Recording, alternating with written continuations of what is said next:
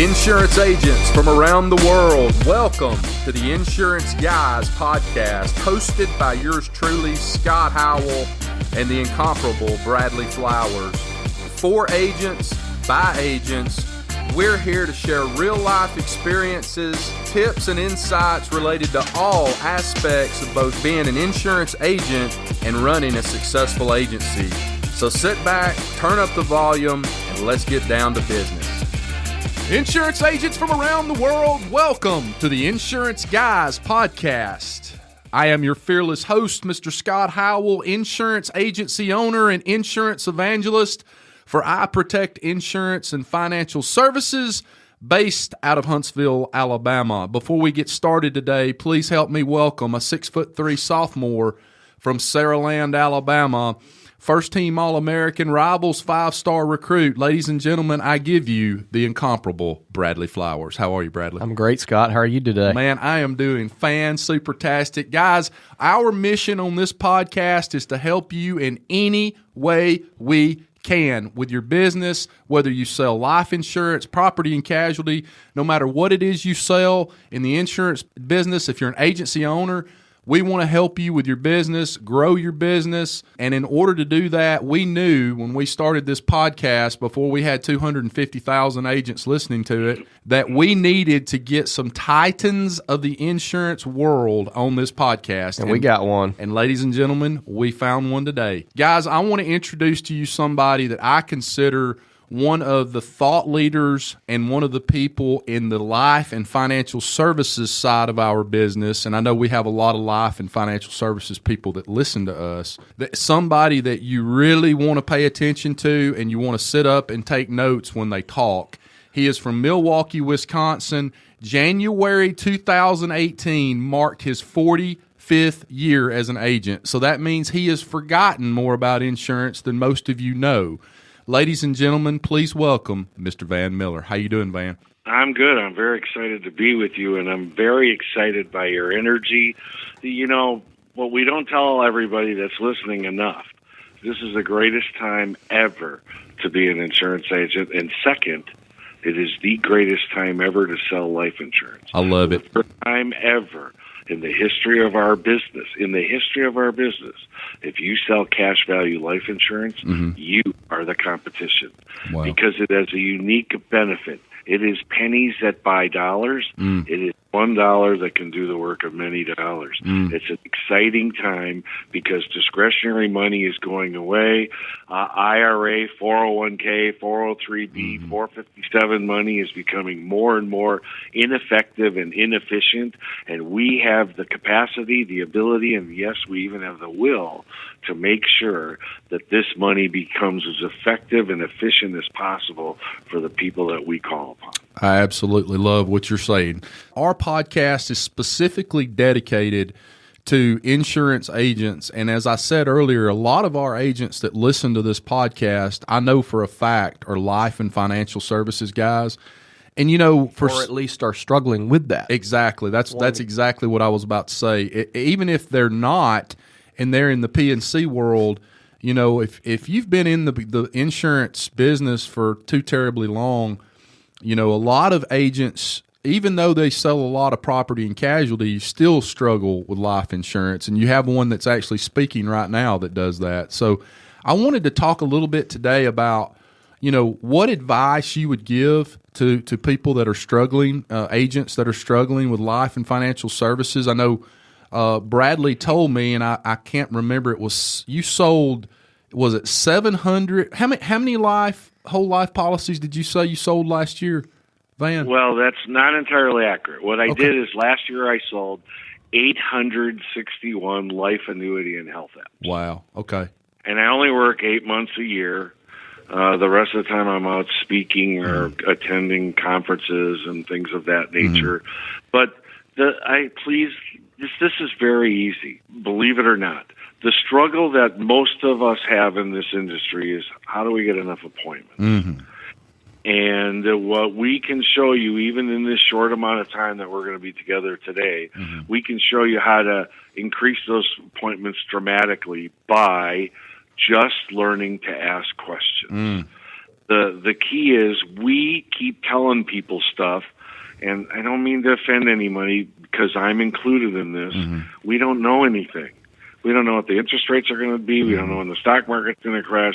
We don't know what the earnings of companies are going to be. We don't know what it's going to cost to do business. We don't know any of this stuff, and we keep trying to tell people we know stuff. We don't know stuff. The only opinion that matters is the opinion of our prospects and clients, and if we can learn to ask them appropriate questions, we can double, triple, quadruple their appointments. My claim to fame as an agent is I run 30 to 50 appointments a week. Wow. I don't really have to struggle. I never feel down because if somebody says no, that's okay. I got 8 other appointments that day. Right. You know, I'm racing around like a crazy man trying to get in front of people and ask them these questions. And so, as you explained to me, we're probably going to have a little bit of time to talk to property and casualty agents specifically in a little bit. But I want to be clear. Everybody who is willing to try these questions and learn them in a conversational manner will find success almost immediately. And here's the way I'd ask all of you. Have any of you in your lifetime that are listening to this broadcast ever met somebody and 5 or 10 minutes after you met them, they look at you and they say, geez, I don't even know why I'm telling you this, but... And everybody I ask says, yeah, that happens all the time. I say the only time it doesn't happen is when you're selling insurance and financial products because you're not asking them anything. You're telling them stuff. And you want to build a relationship. You want to show them that you're interested in them, that you care about them, that you want to know what they're trying to accomplish. How do you do that if you're talking all the time? Right. It's just not possible. So when you tell me it's okay, I'm going to reel off about 7 or 8 really powerful questions. Please. That if they write them down and they learn them and practice them so they can ask everybody, everywhere, anytime, these questions, they will immediately get people who say, oh, my God, yeah, I can find 45 minutes to an hour to have a conversation with you. So the number one, the hottest one in the business right now, this is so hot you won't be able to touch it with your hands. It's that hot. And you really got to listen to me. In order to understand why it's so hot, you have to understand math. And the math is simple. From 1946 to 1964, there were 74 million baby boomers born, 1946 to 1964. And from 1965 to 1980, there were 66 million Generation Xers. Now, if you understand what I just said to you, by 2030, there will be 74 million people over the age of 65, the baby boomers. And by 2045, there will be 140 million people over the age of 65. Now, you want to know how powerful that is? In the last election, only 165 million people voted. So that's how powerful all of these old people are going to be.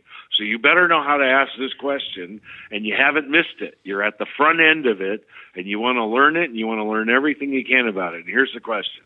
What's the best age to take your Social Security? Do you know that 80% of the people in this country take Social Security to their disadvantage? What if there was a way that you could maximize your benefits rather than minimizing them? Could you find me 45 minutes in the next week or two? And we're not even going to try and sell you anything. We're just going to ask you a few questions that'll help you clarify how to maximize this important benefit. Think you could find me 45 minutes in the next week or two. And I say, please, we're not trying to fool you. We'll even give you a couple of examples of the questions. Like, what's the best age to take your Social Security? And they'll say 62. We'll say, so can we ask you something? If you live till 95, didn't you cost you and your family several $100,000 in lost benefits? Or they'll say, well, then we should wait and take it till 70. And I say, well, let me ask you something.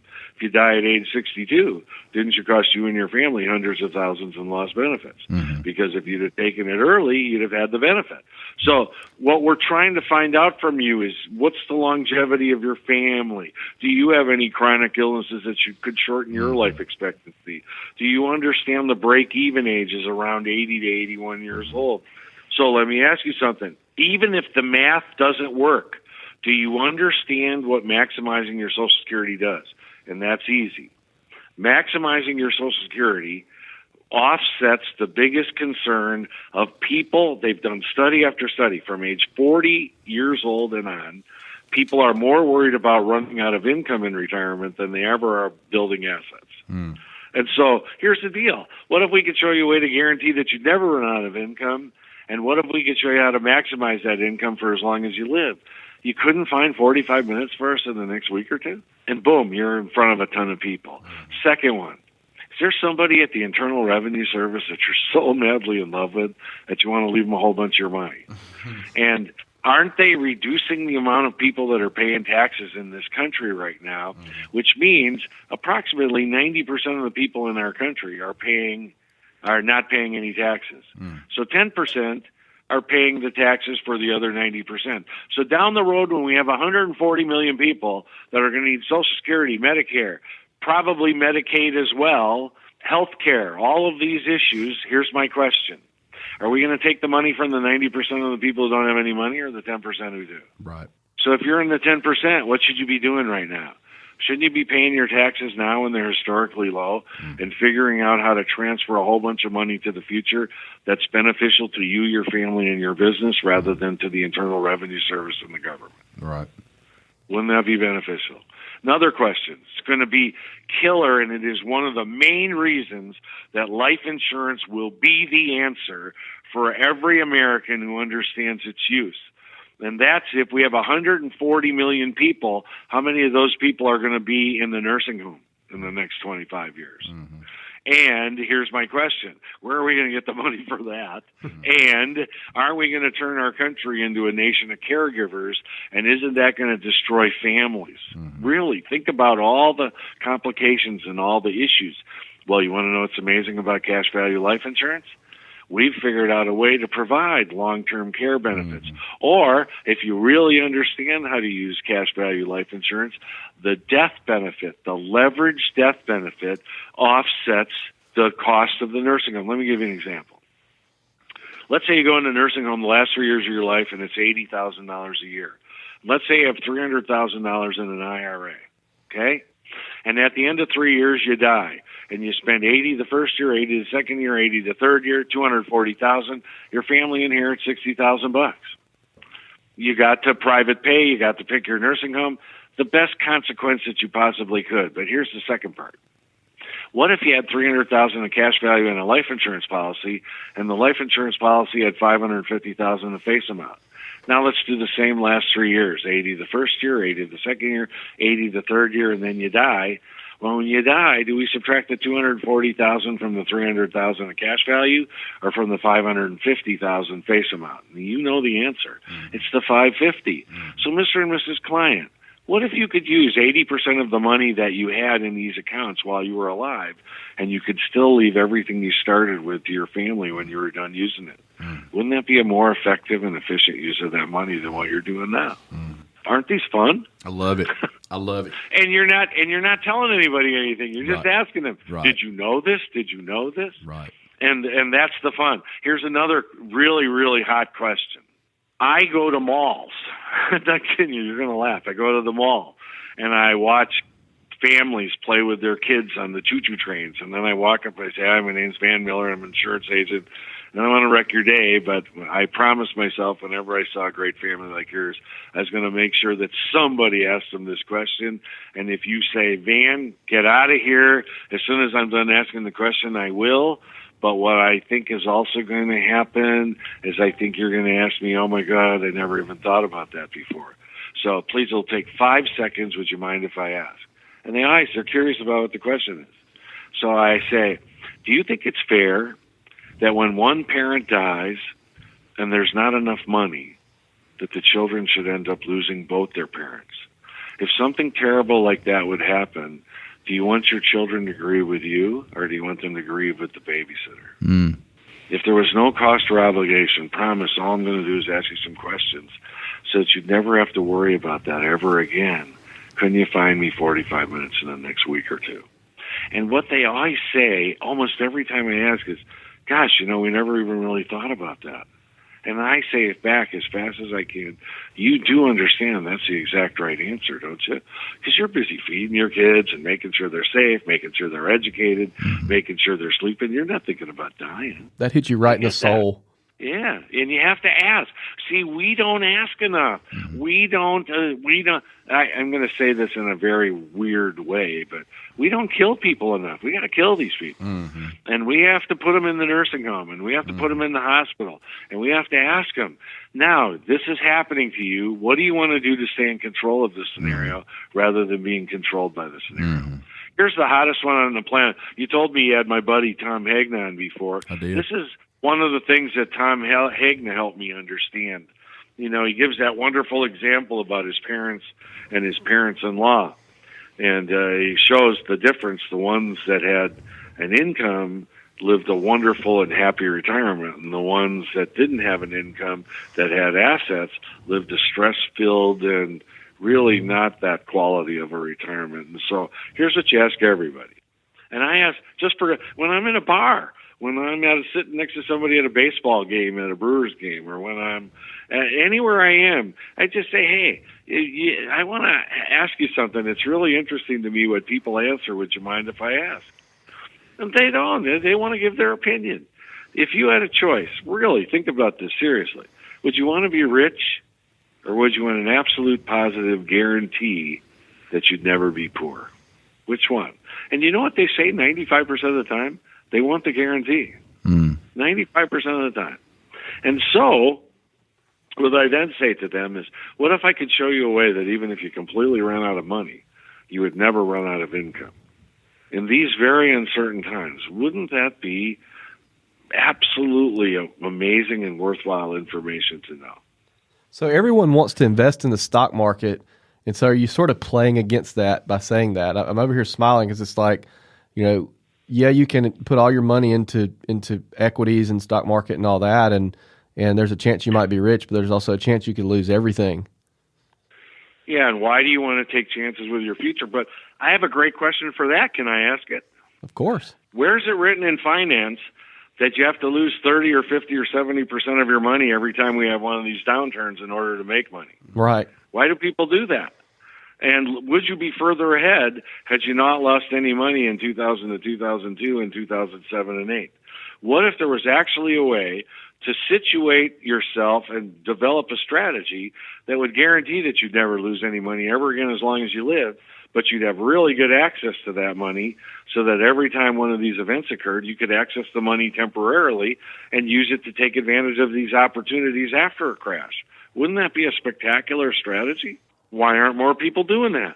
And it's because they're told that you should buy term and invest the difference, that cash value life insurance isn't a good investment. And by the way, when people say that to me, you know, I say it isn't a good investment. It's way more superior to that. You're actually being demeaning to cash value life insurance.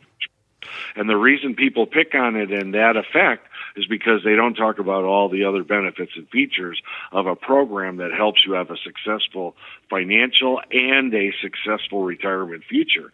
Of course, they're going to go after it on the only thing that they think they can compete against. And yet there's actual arguments, if you sit down and do the math, that we could show you that over a long period of time, a cash value life insurance policy would fare very well against these other so-called investments, but at the same time, you wouldn't be taking all the risk that you're taking, and you'd have all these other leveraged benefits, and you'd have preferential tax treatment on most of the money. So, again, you stop them from getting away with it. I hate annuities, and so should you. I went to my broker-dealer and said, can I put out a thing that says, I hate Ken Fisher, and so should you? And they just laughed. They said, no, you can't do that. I said, well, why can he do that? Right. It's really funny. You have to understand, these are all little tidbits that they tell you. Nobody can time the market. All of these little things, they're all lies. If you hear a lie 1,000 times, it eventually becomes truth. And so, as agents, we show up all bright and shiny and all pressed and neat and excited and exuberant, and we say, no, that's not true. Life insurance is a great investment, and life insurance does this and this and this, and we tell them stuff. And all I ask agents is, if they've heard one thing 1,000 times and you show up once and tell them something different, are they going to believe you or the 1,000 times? Exactly. And so the whole goal of by asking questions is this is very important, and I'm going to say this as a declarative, not as a question. Our clients are not stupid. Our clients and our prospects are just busy. And they're trying to figure out how they can have success. And so these little tidbits keep getting them. So when you show up, instead of telling them stuff, if you ask them questions that help them to use their own common sense to reason out why those things are not necessarily right for them, do you think you could convince more people to take action in the manner that you're speaking of? And the answer, obviously, is yes, 1,000 times yes. Other fun questions, talking about longevity. If you retire at 65 and you die at 70, are we going to have a problem planning your retirement? Of course not. But if you retire at 65 and you live till you're 95 and you run out of money when you're 72, and by the way, isn't 72 the new 52? Aren't 72-year-olds doing what 52-year-olds used to do? Here's my question. What's the rest of your retirement going to look like? Right. You know, what are you going to do? When you retire, do you want to work on the golf course or do you want to play on the golf course? Have you ever thought about this, Mr. and Mrs. Client? You have 40 years of employment to create 80 years of income. How are you going to do that successfully? And what's the safest way to make your money last longer? Wouldn't it be to reduce or eliminate the income tax liability on that money? What if we could show you how to do that? You know, I don't know if you guys understand, but I could go and do this for 2 or 3 hours of all these questions that I've thought to ask people.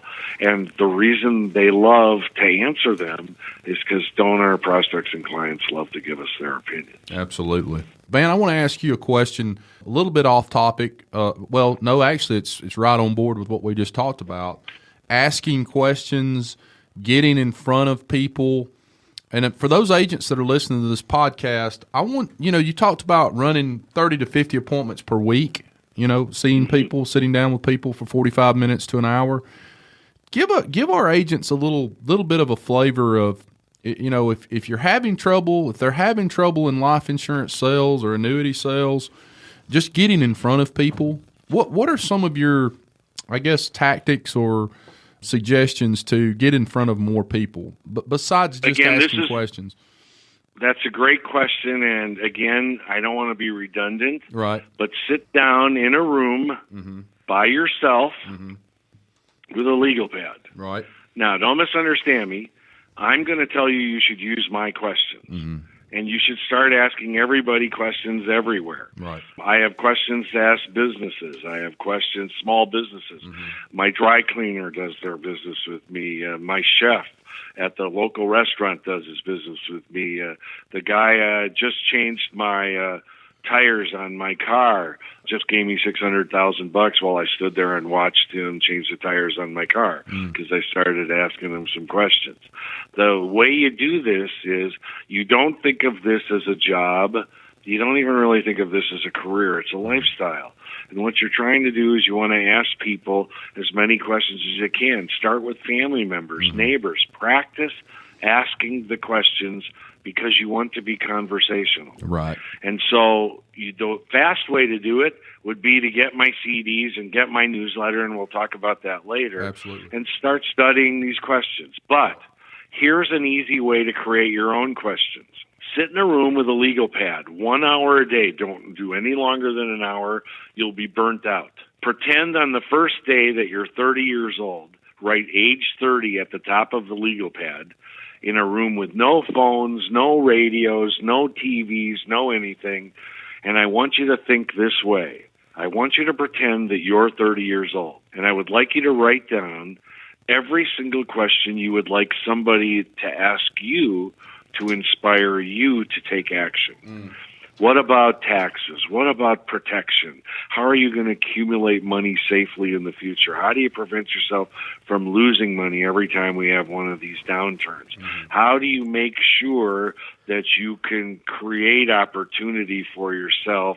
How do you take advantage of these things? So what you would do is you would write down all of these questions and write down every question you can, no matter how ridiculous, no matter how trivial. What would you want somebody to ask you if you were 30 years old? How are you going to protect your family? What if something happened to you? How would you make sure that your business is going to be okay? How are you going to save for the future if you only have a small amount of money left over every month? And on and on and on. Ask them those questions. What is the way to make the money grow faster? What if you could reduce your income tax liability? What if you could make sure that you never lost any money ever again? How would you take advantage of after a downturn? What would you do to take, and so forth? Write all of those questions down. Then the second day, write age 50 at the top of the page. And then age 50, sit there for 1 hour and write down every question you would want somebody to ask you if you were 50. What about inflation? What if I live for 50 more years? How much income will I need 50 years from now compared to now? How do I make sure I have enough for retirement? How do I make sure that my retirement income will last as long as I stay alive? How do I make sure that I build enough money that I can enjoy right now? How do I make sure I protect my family and my business if I die too soon? And blah, blah, blah. You keep writing down all of those questions. And you should come up with 50 to 100 questions in an hour. Then, in the last day, I want you to write age 70 at the top of the page. And then pretend you're 70. And then write down on that page every single question that you would want somebody to ask you if you were 70 years old that would inspire you to want to take action. Do you want to make sure that your money stays in the family, or do you want your money, would you prefer that it went to the government, the Internal Revenue Service, a nursing home, or a hospital?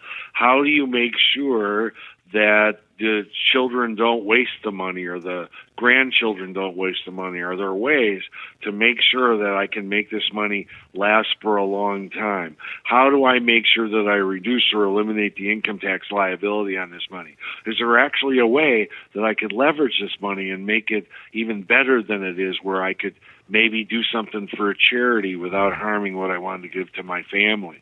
All of those kinds of questions. Now, what will happen is at the end of the 3 days, 3 1-hour things, you will have created an enormous amount of questions. Mm-hmm. Then what you do is you go back, and from each one of those pages, you pull out 5 to 10 questions that you love, that you think you would be very interested to ask other people about. Mm-hmm. And the reason you should be interested is because they're interesting to you. Mm-hmm. And if they're interesting to you, here's the thing. Will you have to memorize any of that? And the answer is no. And the reason is because they're already your question. With me, you'd have to memorize my questions. Now, I'm not going to give you fake humility. My questions are the best questions in the business. Mm-hmm. I work on them daily. Mm-hmm. I study like a crazy man. I practice on everybody. You should see me in restaurants and at dinner parties and at baseball games and football games. I practice the questions. I ask people, what do you think if somebody would ask you this? I practice and practice and practice, and I'm hoping you're hearing. I've been talking for quite a while, and I don't think I've said and or well or had to think about anything, because I have practiced and practiced and practiced, and I still practice. And I want you to understand that. We need to be of service to people. Now, let me stop for a second and take a breath and tell everybody something. This is important. I know you think, because I sat there for 16 years and listen to people like me talk the way I'm talking. Mm-hmm. And I said to myself every day for 16 years, there's no way I can do that. And for 16 years, I failed in our business because I was afraid. Mm. I'm a very shy person. I'm a loner. It's hard for me to do any of this. Even this conversation on the phone, I'm in a room by myself. Mm-hmm. And this is hard. But here's the thing. If you make a decision that you want to do something for somebody else, it builds your self-esteem. It gives you the courage to ask people, because here's what I want to tell you. If you don't ask them, they're going to get creamed when this next downturn happens. And so it's important and vital for you to get in front of everybody and ask them, how many times are you going to let Wall Street take your money and then have the government and the Internal Revenue Service pour salt in the wound on top of it and take another 20 or 30 or 40% in taxes if it's qualified money? How many times are you going to let them do that before you say enough is enough and I'm going to do something different? And the final question I ask them is, I say, hey, when do you want to get started with something like this, before or after the next downturn? It's a commitment question, and I'm able to find out right away. And so what I want everybody out there to understand, I'm not an overnight success. I failed for 16 years. I was such a lousy insurance agent. I'm pretty sure I'm the reason there's compliance nowadays. I was bad. I was really, really bad. And I only survived because we had leads. I worked for a company that provided leads, and I was able to make enough to make $30,000 or $40,000, maybe $50,000 a year for a very long time. And finally, because I was so negative, they fired me. And I would have never had the courage to make these changes if they wouldn't have fired me. I had to. I had no other choice. Do you understand how stupid I was? I was just stupid. And so all of you that are listening out there, please listen. This is something you can do. And the key word of the day, if you get anything out of this talk, out of this discussion, the key word to success in our business, if you're brand new, if you've been in the business for 10 years or if you've been in the business for 40 years, is to practice. That's the word, practice, not study. I have people come up to me and say, "Man, I've listened to you 10 times. You're an amazing speaker. I have all your CDs. I've listened to those 10 times. I say, "Man, have you tried any of that stuff yet?" No, I'm still working on it. Right. The working on it and the studying doesn't do it. That's the failure of our industry. It's the practice. It's taking the beating the first 5 or 10 times you say it, and then you realize how they're going to answer, and then you learn to ask it more efficiently and more effectively, and it doesn't take long, 7 to 30 days, and you're killing it. And so please listen to me. I'm shy. I'm not particularly charming. I'm overweight. I'm old. I'm all of those things. And yet I'm able to get 30 to 50 appointments a week, and I don't have to spend any money to get those appointments. And all of you can do that right now if you'll develop a set of questions that you can get in front of people and ask them about all the issues of the day. So, guys, here's what I just heard from Van. Number one, first and foremost, you've got to have the desire to really help people and help people with their retirement and making sure that they're in a good place and able to do that, first of all. And then second of all, you've got to have that ability to go out and talk and meet people, new people, people that you don't know in any place that you're at, whether that's a restaurant, a ball game, a mall, a birthday party. I think that's another area that Van really shines in. He is not afraid. He is not afraid to walk up to somebody and start asking, and here comes another gold nugget in this, thoughtful questions, well thought out questions. That make people uncomfortable. They do, but they also make people start the conversation. They start the conversation because the questions that he's asking not only are very thoughtful and require more than just a yes or no answer. They kind of get that conversation going. That's very important. And there's a lot of people that can't do that. I know a ton of people in my life that, and I've always had that ability to just walk up and start talking to somebody. But a lot of people in my life don't have that ability. They cannot just walk up to somebody in a mall. And it goes back to what I always tell people. What are you willing to give up to be successful? Are you willing to give up that introverted personality that won't allow you to walk up to somebody at a mall and say something to somebody? I'm sorry, Van. Go ahead. Oh, no. But what I want to intercede is it's not just walking up to people in a mall. Here's where I tell new people to start. I would tell you to go to all 10, 15, 20 of your relatives and friends and neighbors. Right. And I would say that this is how I'd set it up. I teach agents this all the time. Go to them and say, listen, I just saw this guy, Van Mueller, or I saw the two guys on this program, and they talked about some stuff that really worried me, and I'm working on a new sales presentation. Don't tell them you're new. Don't tell them you're new to the business. Or just say I'm working on a new presentation, and I was wondering, could I come and talk to you? I want to make this presentation to you. You'd help me a ton, and when I'm done, I'm going to ask you 5 questions. Would it be okay? And the first question would be, was it interesting? What did you find interesting? The second question is, what did you find that was boring? Third question is, what did you find that you didn't understand? And fourth, what was the stuff that you understood the best? And the most important question of all, and I really need your help with this, if you knew I was coming to sell you something, what about this presentation would have made you buy something anyway? And what ends up happening is I explain to them, after you do that with 10 or 15 or 20 of your friends, neighbors, relatives, who are already on your side, and their defenses are down because they think you're just practicing on them, Right. Here's what will happen. You will be the most rehearsed insurance agent in America after 15 or 20 practices. And second, this is very important, I'll bet you any money you sell 3, 4, 5 of them. Because when you start asking them these questions, they go, geez, my advisors never even asked me any of this stuff, and you're asking me this stuff, and, worried about taxes. I mean, guys, here's the thing. We didn't even talk about stuff like inflation. If we're short almost $50 trillion on Social Security, are we going to be able to tax the bejesus out of people to get that additional $50 trillion? Right. And the answer is no, there's no way. So where are we going to get the money? And by the way, are we going to get the money? And the answer is 100% yes. There's 140 million voters that are never going to let somebody take their Social Security and their Medicare away. Right. So where are we going to get the money? The answer is easy. We're going to print it. So we're going to have a very interesting dichotomy. We're going to have inflation and deflation at the same time.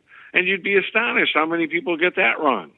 Deflation is the reduction of the value of assets, stocks, bonds, real estate, gold, silver. If you've been watching when the stock market has been crashing lately, gold and silver have been going down. Gold and silver are going down at the same time as the stock market. That's not supposed to happen. And when the interest rates go up, the bonds are going to crash like crazy. They're very, very worried about this. So that's deflation. But at the same time, none of that is going to be enough. And so what's going to also happen is in order to provide all the benefits that they're going to have to provide for health care and retirement benefits, government's going to have to print money like it's going out of style. And that's going to cause inflation. And what inflation is a reduction in the purchasing power of your money. So not only is the value of your assets going to go down, but the income that you have left isn't going to be enough, or the value is not going to be what it was. There's going to be a reduction in the purchasing power of the money that you have. So we have a double-edged catastrophe that's about to happen in our country. And how many people do you think are aware of this? So you guys, you really have a really important responsibility to the American people, and all you need to do is practice this a couple of times, 15, 20 times, 7 to 30 days, and here's what I tell all the brand new agents in the business. This is what I tell them. If you were willing to give me 12 hours a day, 6 days a week, for the first year you were in the business, that you would learn all the questions I'm teaching you, and you would learn the processes exactly the way I want you to learn them just by practicing them. If you knew that at the end of that year you would never have to worry about money ever again, would you give me that year? 100%. And that's what they say. Or they don't say. And if they don't say, then I know they're not a qualified person to be an insurance agent. Right. Because you have to build a foundation. See, that's the other thing. Everybody, please listen to me. I don't have to kill myself for the rest of my life. Once you build the foundation, then every time they make an adjustment, you just tweak your foundation a little bit. Makes it easy to adjust to anything, anywhere, anytime. And so here's what I'm going to tell you. If you will practice your profession as much as you practice your hobbies, most of you practice your hobbies more than you practice your profession. Right. I have a surprise for you. If you do that well, you know what's going to happen? What's going to happen is at the end of that time, you will actually have more time for your hobbies. Isn't that astonishing? Right. It's just a really, I'm sorry, but I'm so excited about getting the chance to have this conversation because so many people do not realize that this isn't a mile away. This is an inch away. And it only requires that they take the time to practice some procedures that both of you are spectacularly aware of and you share with agents all the time. If they were smart, they would go through and listen to these podcasts, and they would be a rule. They have to listen to one podcast in the morning and one in the evening, and they have to focus on the things that will help them get more appointments. And they should do this on a regular basis, 7 days a week, even 7 days a week, so that it's a process, so that they get used to it, so that it's like they're not breathing if they're not listening to these podcasts on a regular basis. And they could change their careers in a very short amount of time. You know what the problem is, Van? I'm going to tell you, you hit the nail on the head just a little while ago. You said something that resonated with me, and it was just like a light bulb went over my head. And it is the difference between studying and practicing, because, we all read the books and we study online and do the webinars and listen to the podcasts, and we do all of that. But where everybody misses the mark is the actual practicing of the knowledge that you've now acquired. Does that make sense? It does. I can sit here and I've been writing notes since you've been talking for the past 30, 45 minutes. I can sit here and write all the notes I want to about all these things and questions, but until you get out there and get your nose bloodied and actually start the process of doing rather than learning and talking about, then you're never going to take that next step, that next iteration into what, basically a success. Because until you do all of that, until you put it into practice and start getting your nose bloodied and going to family members and doing these and really sharpening your sword, in terms of doing rather than learning, that's when you're going to start seeing some success in this. And if it's okay, I promise there's a lot of property and casualty agents that are listening. I train property and casualty agents all over this country. State Farm, I have an approved speech for them. Allstate, I just spoke at their national convention. American Family, American National, Nationwide, all kinds of these companies. And what we teach them is just amazing. A lot of people don't know, but I actually have a P&C license, and I have a very, very small book of business. I ex-state, but I don't just ex-state car and homeowners insurance. I also ex-date expiration date certificates of deposit. When does your CD come due? Mm-hmm. And what if I could show you how to get a better return? Would you let me know when that is, and I'll call you and tell you what the rates are at that time. And so I'm ex-dating that. But here's what I tell them. Everybody that I teach the property and casualty to, they have the most amazing opportunity of all time. They can go back literally to everybody in their book after they listen to this. And they can say, boy, I was listening to this podcast, and there's this guy, Van Mueller. And I tell them, tell your people to Google me. If they Google me, there's pages of speeches and all kinds of stuff, and say, gosh, I'm listening to him, and he just scared the dickens out of me. And, when I got back to the office, the first thing I did is we sat down with all the people in the agency, and we thought through, should we go talk to all kinds of new people about this? Or should we present this information to our existing people who have been so loyal to us? Wouldn't that be the best way to say thank you to them? And it only took us about like a second or two, and we decided that we should share that with all of our existing clients who have been so loyal to us. We want to make sure that 3 things are important in this meeting that you'll have with us. First, that you're aware that there's a lot of danger out there in the way of stock market crashes, inflation, volatility, taxes, longevity, all of these things. Are you aware of them? Second, what if you didn't have to be bothered by any of those things? Are you in a position, have you situated your financial situation so that you don't have to worry about any of those issues? And we thought this would be the most important thing of all. What if there was a way to actually take advantage of all those situations? We just thought it would be so important that our existing people should be the first to know. It's the only way we know how to say thank you to you. Mm-hmm. I love it. And then what they do is we tell them to call back everybody in their book and give them that little talk. And they teach. We actually write it down verbatim. And we tell the people in the office, the staff members and stuff, to read it. And every appointment they get, we'll give them $5 or $10 or some kind of stuff like that. And so they get really good at it because now it's a real incentive to do it. The same thing is when you're making your sales presentation. If you're selling somebody a brand new auto or a brand new homeowners or a brand new commercial lines product, as soon as you get done, you say, boy, we're so appreciative that you put your trust in us, and we want to make sure that we really say thank you.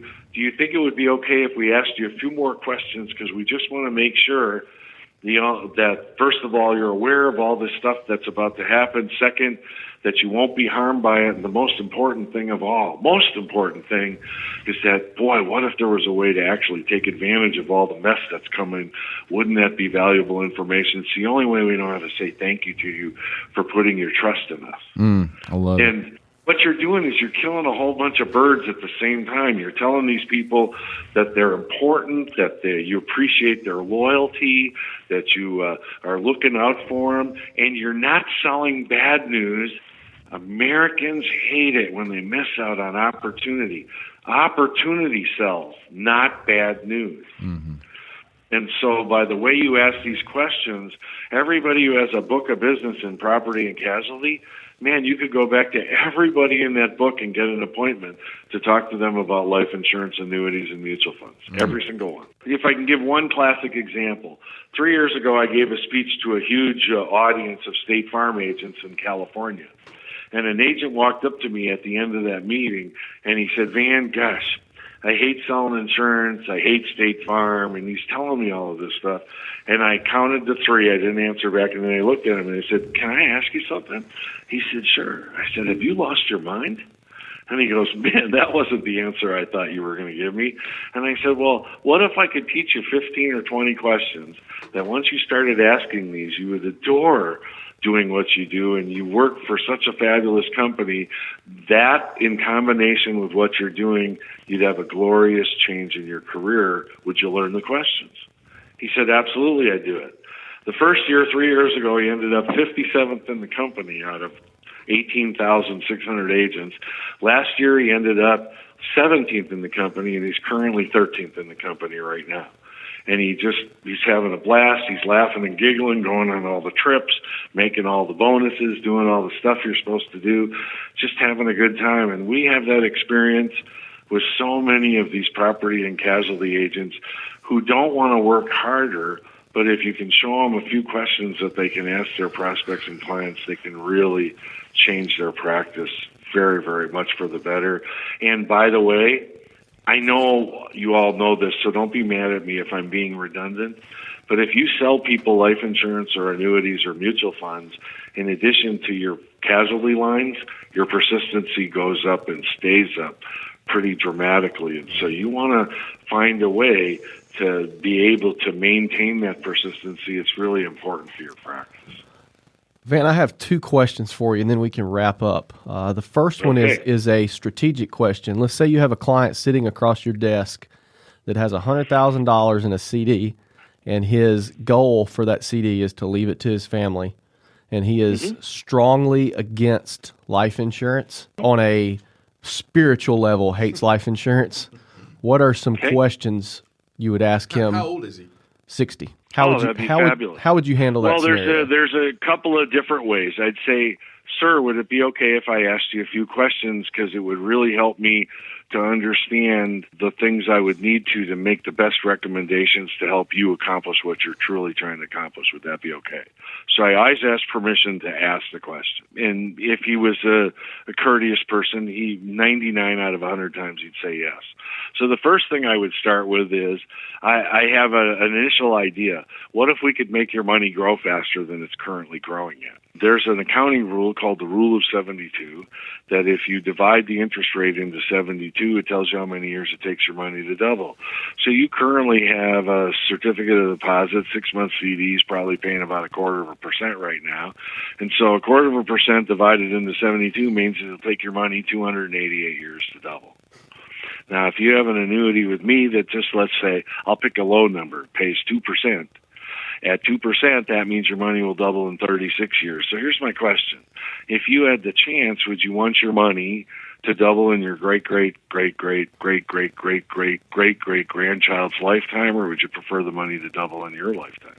That's the first thing. But we have an additional idea, a couple of fun ideas that I would like you to give consideration to. I'm going to tell you the name of what it is afterwards, but I'm going to ask you if you would give consideration to whether you'd be interested if it's like this.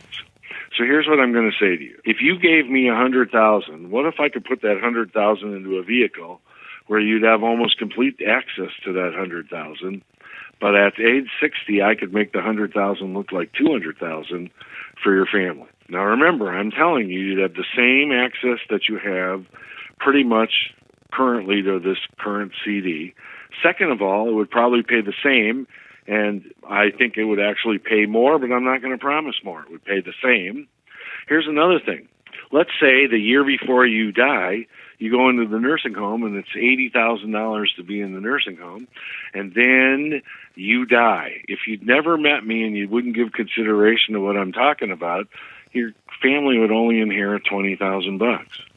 But if you give consideration to what I'm talking about, you would have used $80,000 of the money, but your family would still inherit over $100,000. You could do this by reducing or completely eliminating the income tax liability on this money if we did a couple of things. So can I ask you something? Do you hate something so bad that you wouldn't want to make sure that you were doing the best for you and your family? And I still have another idea for you, because people don't realize how they can take advantage of some of this stuff. What if you ended up in a scenario where you didn't have enough income and you had to start using that $100,000? It wouldn't be available for your family. What if I told you I could take that $100,000 and break it into two pieces?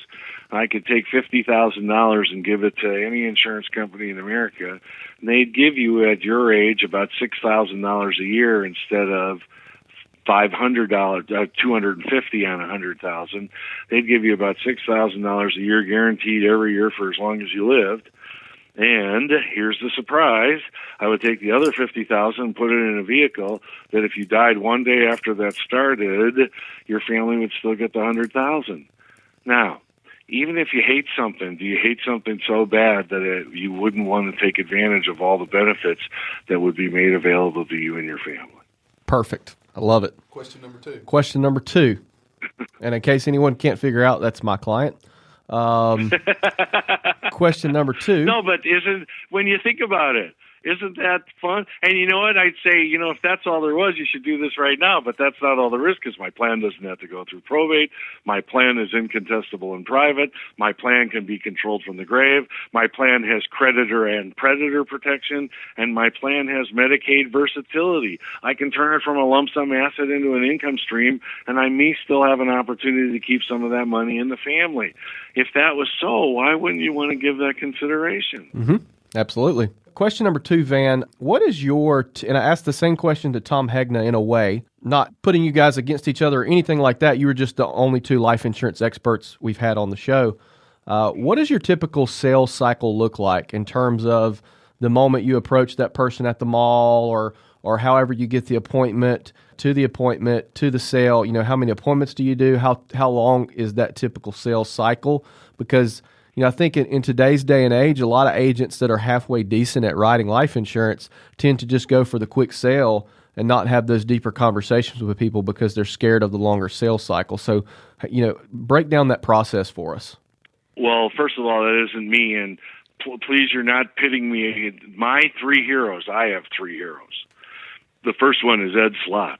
He's been my buddy for a very long time. Ed Slott, he says on public television thousands of times that the number one benefit in the entire income tax code today is cash value life insurance. And he says it over and over. And please believe me, if you speak on public television, you've been vetted very carefully. So this is a guy that's standing up and saying, hey, Mr. and Mrs. Prospect and client, why are you giving all this money to the Internal Revenue Service when you can keep it for you and your family, and you can use all these leverage benefits to make $100,000 look like $200,000 or $300,000 look like $600,000? Why wouldn't you do that? Second, Tom Hegna. Tom Hagman is my hero. He's taught everybody that it is important to have a successful retirement by having a quality income that you can't outlive, not by building assets. See, in the insurance industry, we have forgotten. We don't make people rich. We prevent them from ever being poor. And we sell against our competitive advantage because we're the only people that can prevent people from ever being poor. People are way more concerned with loss than they ever are at missing out on gain, and that's study after study after study. And the proof is easy. There's $13 trillion of money in money market savings accounts, CDs, short-term bond funds, and checking accounts. Are those people making anything? The answer is no. Then the reason is because they're way more concerned with loss than they ever are at missing out on any gain. And my third hero is David McKnight. I tease him all the time. He wrote the book, The Power of Zero. He lives only about a couple of miles from me, and I tease him that I was doing The Power of Zero before he was born. He just wrote the book. But he has such a wonderful way of explaining it. And that Power of Zero, again, shows you how to use income tax, IRA, 401k, 403b, 457 money to turn it from forever tax money into never tax money. If you don't know those three people, they're my heroes, and I look out for them. So that was a long answer, but I want to say my process is always about asking questions. I try not to waste my time with anybody who I don't think would be interested. I'll give you an example. Hi, I'm Van Mueller. I'm an insurance agent. Can I ask you something? Do you think taxes are going to be higher in the future? No. Okay, are you worried about inflation? Not really. I'll ask them one or two more questions, and then I'll say, thank you. I don't mean to trouble you any longer. There's nothing I could say to them at the current time that would propel them into being inspired to taking action. But then there are people that I ask the questions of, do you think taxes will be higher in the future? Yes. Do you think they could be way higher? Yes. And then I say, I'm going to ask you a question I bet you nobody's ever asked you. I bet you've had other advisors, other insurance agents, you have an accountant, you have an attorney. I bet you nobody has ever asked you this question. Here's the question. Are you ready? Do you want to pay those taxes? See, we assume, we don't ask. We assume. And if we assume, then we don't get a commitment from them. When I ask, do you want to pay those taxes, and they say no, then it's very simple to proceed from there. All I have to do is show them that I can reduce or eliminate their income tax liability, and they will take action because they made a commitment already. So the process is the same. Every great insurance agent in the business, every great financial advisor in the business has a process. The process starts with inspiring people to sit down at a conducive place to have an appointment with you. So you have to have great questions to inspire that. Second, when you get in front of them, assume that they don't remember or know anything about you. Start and ask them a bunch of questions about the current things of the day. Do you think there's going to be another financial catastrophe like 2007 and 8 again? Are you worried about all the income tax liability in the future? Did you hear about the new study that says people work their whole lives to accumulate money and they end up in the nursing home for 6 months and everything they work for their whole life is gone? What if there was a way to prevent that from happening? And then you get them interested and they say, boy, I'd really like to find out more. And then you transition and you say, well, in order to make sure that I clearly understand what it is you're trying to do, if it would be okay, I'd like to ask you some additional questions that would help you to clarify in your own mind what you would consider to be the most important thing and in what order you'd like to deal with stuff. Would it be okay if I asked you those questions? And that's that emotional fact finder. What do you want to happen when you die? What do you want to happen when you become disabled? What do you want to happen when you go into the nursing home? What do you want to happen when you have a catastrophic illness like a heart attack, stroke, or cancer? And what do you want to happen when you retire? And then you say, okay, now let's take a look at all of your existing stuff and let's write it all down and let's see if we can approximate any of the stuff that you're trying to accomplish. And the process is the same every single time, because if you exclude one thing, it might be the thing that would inspire them to take action. And please, everybody, the fact finder is a sales tool. It is not a terrible thing that compliance is making you fill out. It is a way to ask people, what do you want to happen when you die? And you know what they say to me every time? What do you mean? And I say, well, pretend you died last night. What do you want to happen? They'll say it. I still don't understand. Well, do you want your family to stay living in the same house? Do you want your spouse to have to go to work with your business partner? Or do you want them to be able to stay home with the children? Blah, blah, blah. You start asking them tons of questions, and what they don't realize is that they're giving you their opinions about all of these issues, and they are slowly but surely developing what they want to happen if they die. Van, before we let you go, I just want to tell you how much I appreciate you being on the show today. I know that you've got a training program for our agents that are interested after hearing this podcast. Tell them a little bit about. You're very. Oh my God, you're very kind. Thank you. Oh no, That's no. Really. Well, it's really nice. Please, everybody out there, listen to me. You go listen to these podcasts. They're amazing, and they interview lots of different styles. If you're a property casualty agent, you need to get better. If you're a regular brand new agent and you're trying to figure out how can you get and find the success you're looking for quickly, these podcasts will help you as quickly and efficiently as possible. So I have a website. It's my first and last name, Van Mueller. It looks like Mueller, Mueller, vanmueller.com. Again, VANMUELLER, vanmueller.com. If you go to it, I have a monthly newsletter. It has 7 sales ideas every month and has training every month. And because you're listening to this broadcast, if you sign up for the newsletter and you let us know that you're doing it because you listen to this broadcast, we will send you an amazing surprise. We will send you a number of back issues that will help you by just signing up for the June newsletter, that will help you to get better fast immediately. I'm also very proud of that just this week, we released my brand new CD, Modern Techniques for Success. And at the website, you can order either CDs or MP3s of all my CDs that I will work hard to help you achieve the success that you want to achieve. And on all of the CDs and all the access to the material, you have access to my cell phone. So if you listen and you try the stuff and you have some questions, you'll be able to get in touch with me so I can help you find the success that you're looking for. So again, Van Mueller, MUELLER.com. And if you sign up and let us know that you're there because of this webcast, what we will do is we will make sure that we send you a surprise of a whole mess of additional newsletters, and you'll love them, especially if you read February, March, and April of this year.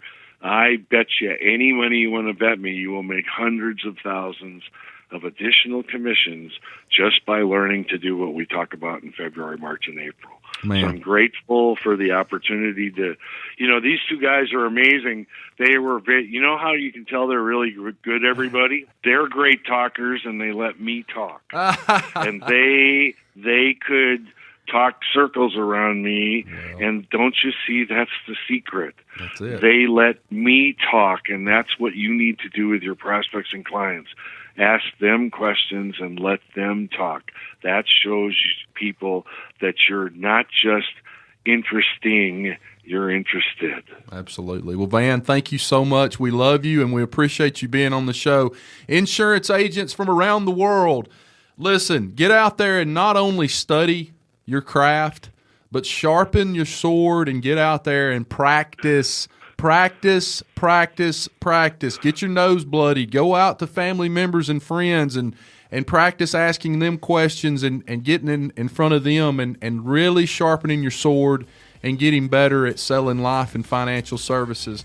Guys, as I always say at the end of every show, You've got to stop sitting at your desk aggressively waiting on the phone to ring. Get your ass out there and go sell some insurance for your family. Write good business for the agency that you represent. Write good business for the companies that you represent. My name is Scott Howell, and you're listening to the Insurance Guys Podcast. Bradley Flowers, I love you, brother. Thanks, Scott. Thanks, man. Thank you, everybody. Thanks for listening to the Insurance Guys Podcast. If you need to know more about me or you need to get in touch with Scott, you can always reach me at theinsuranceguyonline.com or email me at iprotectins@gmail.com. And if you need to get in touch with Mr. Bradley Flowers, go to bradleyflowersinsurance.com or email him at bradley@saralandinsurance.com. Guys, we love you. Thank you so much for listening. We look forward to being with you again real soon on the next episode of The Insurance Guys. Take care.